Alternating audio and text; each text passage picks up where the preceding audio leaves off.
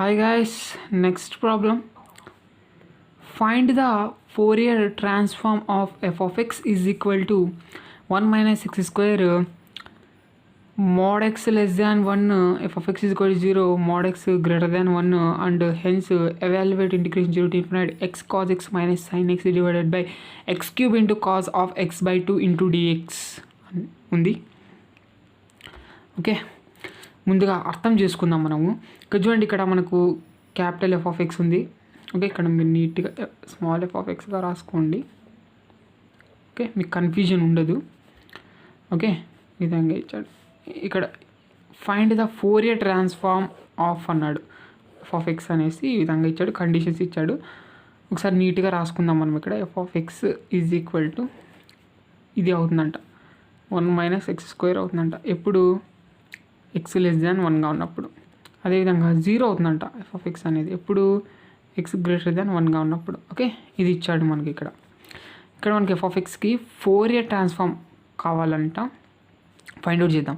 అంటే ఏంటి, ఇక్కడ ఎఫ్ ఆఫ్ ఎక్స్ మనకు ఫార్ములా తెలుసు. ఓకే, మనకు దేనిలో వస్తుంది, ఎఫ్ బార్ ఆఫ్ పీలో వస్తుంది, అంటే పీలలో అయితే వస్తుంది. ఓకే, కంటెంట్ మిస్ అవ్వద్దు, పీలలో అయితే వస్తుంది, ఇది గుర్తుపెట్టుకోండి.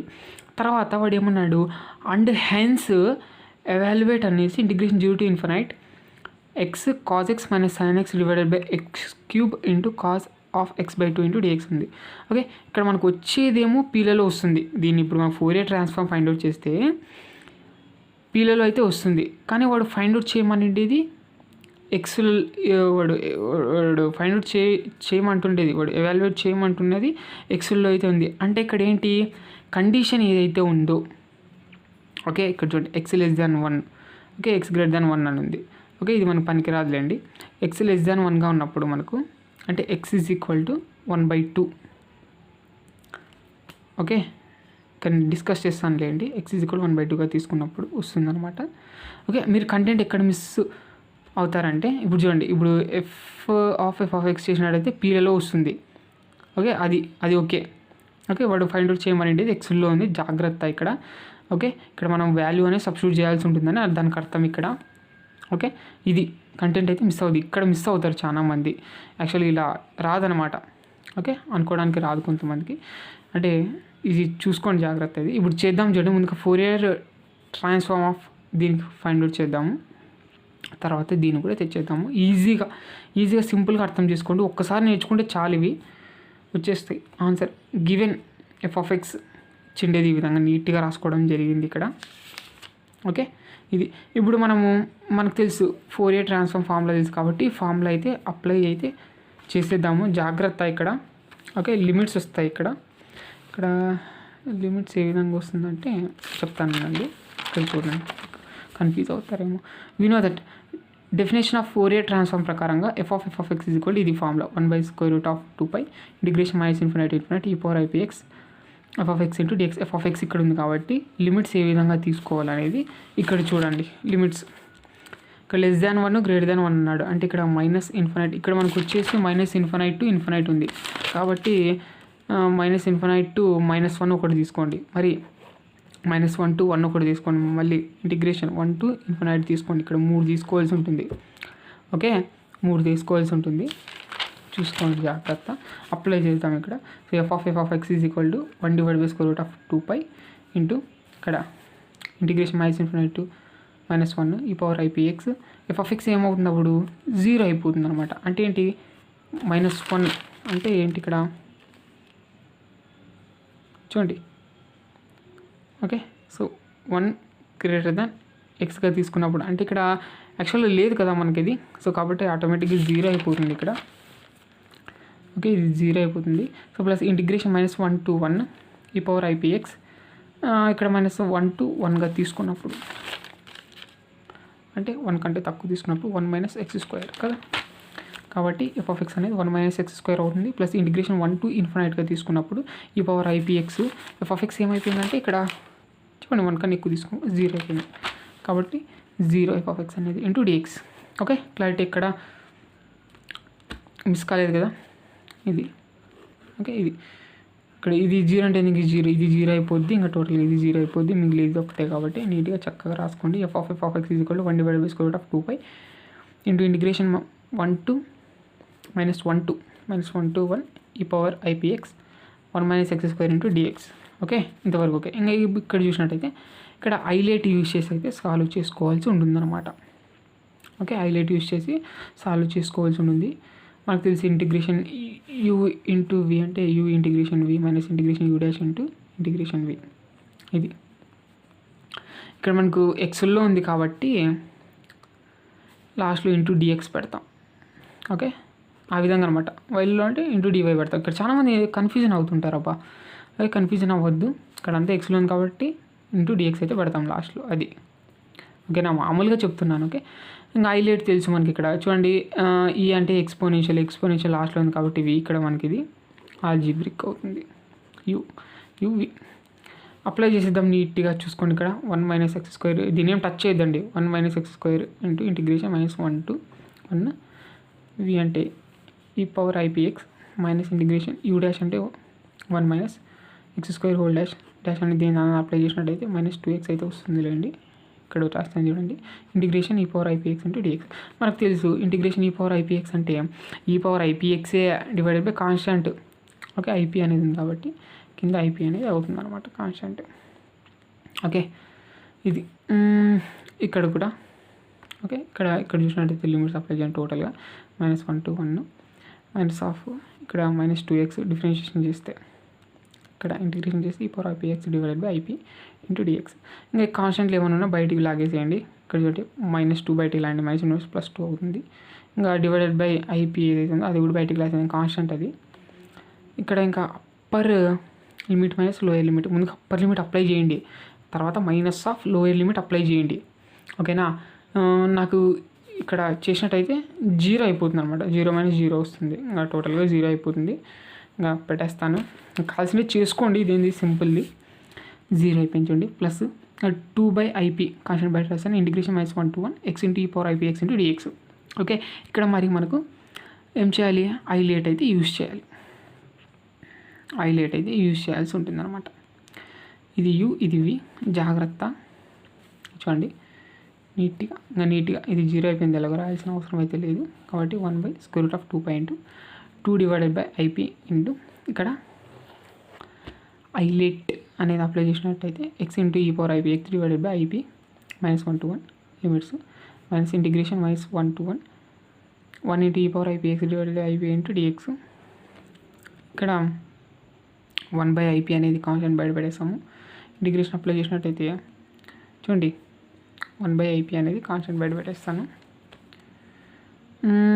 Integration -1 to 1 e⁻ipx into dx. దీనికి అప్లై చేసినట్టయితే e⁻ipx డివైడెడ్ బై ip అవుతుంది. అదే ఇక్కడ upper limit minus lower limit చక్కగా అప్లై చేయండి. ఇక్కడ ip అనేది కాన్స్టెంట్ కాబట్టి చక్కగా అప్లై చేయండి. ముందుగా అప్పర్ లిమిట్ అప్లై చేయండి, తర్వాత మైనస్ ఆఫ్ లోయర్ లిమిట్ చేయండి. ఓకే, నీట్గా చక్కగా రూల్ అప్లై చేయండి. ఇక్కడ రూల్గా వెళ్ళండి. e⁻ip minus of -1 into e⁻ -ip అవుతుంది డివైడెడ్ బై ip. ఇక్కడ ప్లస్ అవుతుంది. ఇది బయట పెట్టేసాము. ఇది అయిపోయింది. దీనికి ఇంటిగ్రేషన్ అప్లై చేసినట్టయితే ఇది ఇక్కడ కూడా అంత upper limit minus lower limit చక్కగా అప్లై చేసినట్టయితే ఇక్కడ చూడండి, ఇది ఈ విధంగా అయిపోయింది. ఇక్కడ ఓకే, ఈ విధంగా అయిపోయింది. ఇక్కడ ఈ విధంగా అయిపోయింది. ఇక్కడ ఇక్కడ i ఇంటూ అంటే i², p ఇంటూ p². ఇక్కడ x కదా మనకు విత్ రెస్పెక్ట్ టు x అయితే ఇక్కడ మనకి ఇంటిగ్రేషన్ చేసాం కాబట్టి లిమిట్స్ కూడా x ఉన్న చోట ఒక్కటే అప్లై చేయాలి, ఇది తెలిసిండేది. ఇంకా ఇక్కడ మనకు ఒక ఫార్ములా వస్తుంది ఇక్కడ యాక్చువల్గా. ఇంకా ఇక్కడ ఈ ఫార్ములా వస్తుందని చూడండి, ఇక్కడ ఎక్స్ప్లెయిన్ చేస్తాను చూడండి. e⁻iax plus e⁻−iax divided by 2 is equal to cause ax అనమాట. ఇక్కడ ఏ ఎలాగైతే ఉందో ఇక్కడ మనకు p ఉందన్నమాట. ఓకే, ఇది చూసుకోండి. ఇక్కడ ఇది ఏమవుతున్నప్పుడు మనకు ఇక్కడ చూడండి ఏ అనేది 1 అనుకోండి, లేకుంటే ఏ కాన్స్టెంట్ కాబట్టి 1 అనుకోండి. So e power I into 1 into P plus e power minus I into 1 into P divided by 2 అంటే ఏమవుతుంది, కాజ్ 1 ఇంటూ పి అయితే అవుతుందంట, అంటే కాస్ పి అనమాట. కాస్ పి ఓకే, ఈ ఫార్ములా వస్తుంది కాబట్టి మనము ఈ విధంగా ఉండేదాన్ని ఇక్కడ మనకు డివైడెడ్ బై 2/2 చేస్తున్నాం అనమాట. 2/2 అనేది ఇంటూ చేస్తున్నాం కాబట్టి e power IP plus e power minus IP divide by 2. Okay ఇది. So A is equal to constant అనుకోండి, ఇక్కడ ఇప్పుడు కరెక్ట్ సెట్ అవుతుంది. ఓకే ఇది కన్ఫ్యూజ్ పడద్దు. ఎందుకు ఏ అంటే కాన్స్టాంట్ అంటే ఇక్కడ మనకు వచ్చేదంతా మనకు పీల్లోనే రావాలి కదా, ఇక్కడ కంటెంట్ మిస్ అవ్వద్దు. ఓకే ఇక్కడ ఎలాగో మనకు పీల్లోనే రావాలి. ఓకే ఇక్కడ ఏ అనేది కాన్స్టాంట్, జాగ్రత్త. ఇక్కడ ఫార్ములా వస్తుంది కాబట్టి ఇక్కడ అప్లై చేసినట్లయితే కాస్ పి అవుతుంది. ఇక్కడ అంతే పక్కన మనకు వస్తుందన్నమాట ఫార్ములా, ఈ power IP minus e power minus IP ఉంది కదా, ఇక్కడ మనకు 2/2 అయితే చేస్తాం. 2/2 ఇక్కడ మనకు చూడండి, e power minus IAX minus e power minus IAX divided by 2i is equal sine AX అనమాట. ఇక్కడ ఐని ఈ సైడ్ వచ్చేసేయండి, ఐ అవుతుంది అంతే, ఇక్కడ తీసేసేయండి అంతే. కాబట్టి ఐ సైన్ ఏఎక్స్ కాబట్టి అప్లై చేసినట్టయితే 2i సైన్ పి అయితే అవుతుంది అనమాట. ఈ 2 దీనిది ఐ సైన్ పి, ఇది నీట్గా ఈ విధంగా వచ్చేసింది. ఏమైనా కన్ఫ్యూజన్ ఉందా? ఇది మీరు సాల్వ్ చేస్తే మీకు ఆటోమేటిక్గా మీరు చేస్తే వచ్చేస్తుంది లేండి ఇది. ఇప్పుడు నెక్స్ట్ ఏం చేద్దాము, ఇంకా ఇక్కడ ఐపీని అయితే లోపలైతే పెట్టేద్దాము, దీన్ని దాన్ని ఇంక్లూడ్ చేసేద్దాము. చూడండి ఇక్కడ 2 divided by square root of 2π into 2 cos p divided by I square into P square plus 2i sin p divided by I into P cube. ఇక్కడ ఐ క్యాన్సిల్, ఐ స్క్వేర్ అంటే ఇక్కడ -1 కాబట్టి మైనస్ పైన పెట్టేస్తాను, minus 2 cos p divided by P square plus 2 sin p divided by P cube. ఇక్కడ ఏం చేద్దాం next, మరి మనకు ఇక్కడ చూసినట్టయితే చూడండి, ఇక్కడ 2 అయితే కామన్గా ఉంది కదా, 2 అయితే బయటికి పీకేయచ్చు. తర్వాత మనము ఏం చేద్దామంటే కింద పీ క్యూబ్ ఉంది కదా, ఎల్సిఎం తీద్దాం. తర్వాత ముందు 2 పీకేసేయండి చెప్తాను. 2 తీసినట్టయితే 2 2 4 అవుతుంది. అయినా మైనస్ కూడా తీసేసేయండి, మైనస్ కూడా కామన్ తీసేసినట్టయితే ఇక్కడ ప్లస్ ఇక్కడ మైనస్ అయితే అవుతుంది. ఓకే ఈ విధంగా అయిపోతుంది. నెక్స్ట్ ఇంకా ఎల్సిఎం తీద్దాం. పీ క్యూబ్ ఎల్సిఎం తీసినట్టయితే ఇక్కడ p cos p minus sine p. Okay ఇంకా పీ క్యూబ్ని బయటికి రాసేద్దాం. ఏమవుతుందంటే -4 divided by square root of 2π into P cube into p cos p minus sine p, ఇది వచ్చేసింది. ఓకే ఇది బాక్స్లో పెట్టేద్దాం.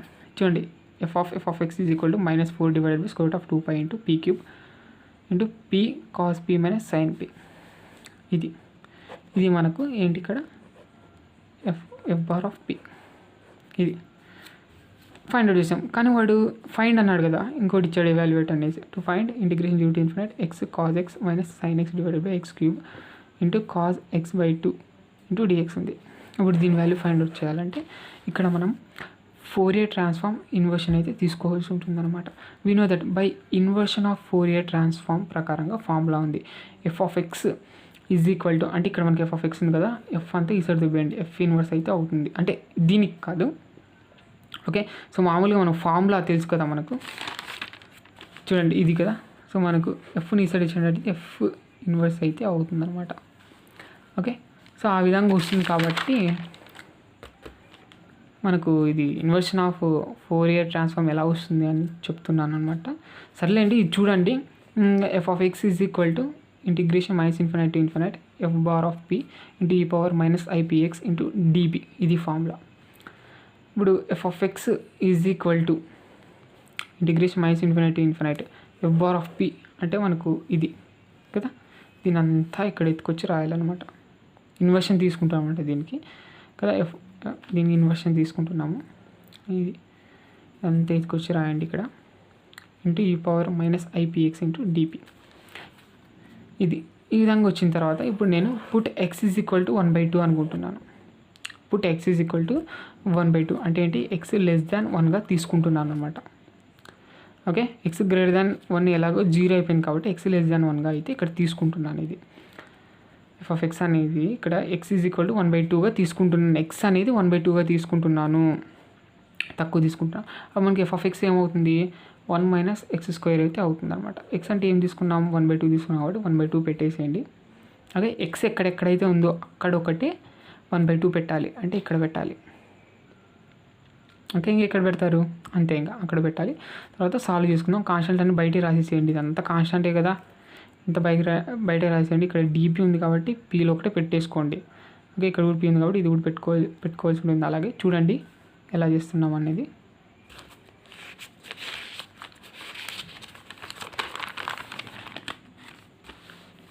చూడండి, f(x) is equal to 1 - x² అవుతుంది. ఇక్కడ చూడండి 1 - 1/2 whole square is equal to -1/√2π. ఇంకా 4/p³ ఇంటూ ఇదంతా ఈ విధంగా చూడండి, ఈ విధంగా అయిపోతుంది. ఇక్కడ మనకు e⁻IX ఫార్ములా, e⁻−IX ఫార్ములా ఏంటంటే cos x - I sin x apply చేస్తాను. ఇక్కడ cos p/2 - I sin p/2 అవుతుంది. కాన్స్టెంట్స్ అంతా బయట పెట్టేసాను. ఇక్కడ దీన్ని సాల్వ్ చేసుకున్నట్టయితే 3/4 అవుతుంది. ఇక్కడ ఈ కాన్స్టెంట్ అంతా ఈ సైడ్ వదిలేయండి, రెసిప్రోకల్ ఇంటూ అవుతుంది కాబట్టి చూసుకోండి. Is equal to integration -∞ p cos p/p³ sin p/p³ into ఇదంతా ఇంటూ dp. ఇంకా ఇక్కడ 4 4 16 -5 పెట్టేయండి. 3 - 3 into √2π / 16 is equal to integration -∞ ఇది ఇంటూ dp. ఇక్కడ మనకు ఈక్వేటింగ్ రియల్ పార్ట్స్ అనమాట. ఈక్వేటింగ్ ఇక్కడ అంతా మనకు పీల్లో ఉంది, కానీ కూడా ఫైండ్ అవుట్ చేయమని అంటే ఎక్స్లో ఉంది, చూసుకొని జాగ్రత్త చేద్దాము. ఓకే, ఈక్వేటింగ్ రియల్ పార్ట్స్ అనమాట. రియల్ పార్ట్స్, ఇమాజినరీ పార్ట్స్ కాకుండా రియల్ పార్ట్స్ని అయితే మనం ఇక్కడ ఈక్వేటింగ్ చేద్దాం. ఇక్కడ మనకు రియల్ పార్ట్ వచ్చేసి ఇది, అసలు లేదు అయ్యే లేదు అంటే 0 ఇంటూ ఐ అని అర్థం. ఇక్కడ ఐ అనేది ఉంది చూడండి, దాన్ని ఇంటూ చేసుకోండి, తర్వాత మనకు వచ్చేస్తుంది అనమాట. ఓకేనా, సో ఇది ఇంటూ ఇది ఇంటూ ఇది ఉంది కాబట్టి మనకు కావాల్సింది ఈక్వేటింగ్ రియల్ పార్ట్స్ కాబట్టి ఇది ఇంటూ ఇది వస్తుంది. ఓకే, ఇది is equal to integration -∞ p cos p sin p / p³ into cos p/2 into dp అయితే అవుతుంది అనమాట. రియల్ పార్ట్స్ ఒకటే ఈక్వేటింగ్ చేసినట్టయితే ఇది మనకు వాడు ఇచ్చినది ఎక్స్లో కదా కాబట్టి ఇప్పుడు p is equal to X పెట్టేసేయండి అంతే. Integration -∞ x cos x sin x / p³ into cos x/2 into dx is equal to p³ కాదు ఇక్కడ x³ జాగ్రత్త, p ప్లేస్లో x పెడుతున్నాం కాబట్టి ఈజ్ ఈక్వల్ టు -3 ఇంటూ √2π / 16 అంతే. దీని వాల్యూ ఇది. ఓకే, సింపుల్ కదా ఇది, అంతే. ఓకే, మీకు డౌట్ రావచ్చు, క్వశ్చన్లో చూసినట్టయితే ఇక్కడ మనకు -∞ దగ్గర ఇక్కడ మనకు 0 అయితే ఉంది కదా, సో లిమిట్స్ వచ్చేసి 0 to ∞ అయితే ఉంది. అంటే ఇక్కడ మనకు ఎక్స్ అనేది ఏ విధంగా తీసుకున్నాం అంటే ఇక్కడ 1/2గా తీసుకున్నాం కదా, సో ఎక్స్ అనేది 1/2గా తీసుకున్నాం కాబట్టి ఇక్కడ 0 to ∞ అనేది తీసుకోవడం జరుగుతుంది అనమాట. అంతే, ఇందులో కన్ఫ్యూజ్ పడడానికి అయితే ఏం లేదు. ఓకే.